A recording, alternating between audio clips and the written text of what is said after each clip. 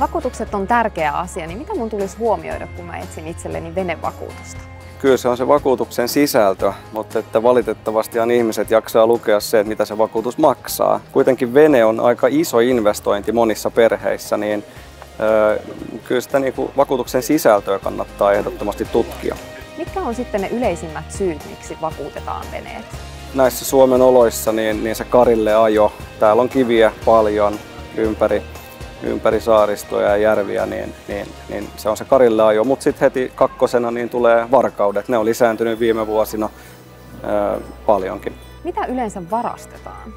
No, pienet perämoottorit on aina ollut suosittuja, mutta nyt on myös veneissä paljon elektroniikkaa, niin sitä viedään paljon myös.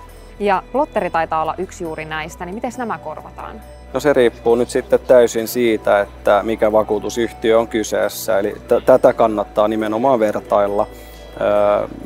Ikävähennystaulukko on sellainen asia, mitä kannattaa miettiä, mitä se tarkoittaa, jos on omassa vakuutusyhtiössä sellainen käytössä.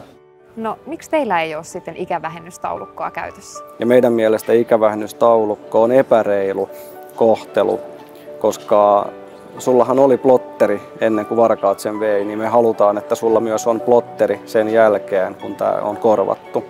Mitäs muuta mun tulee huomioida, kun mä valitsen mun veneeseen vakuutusta?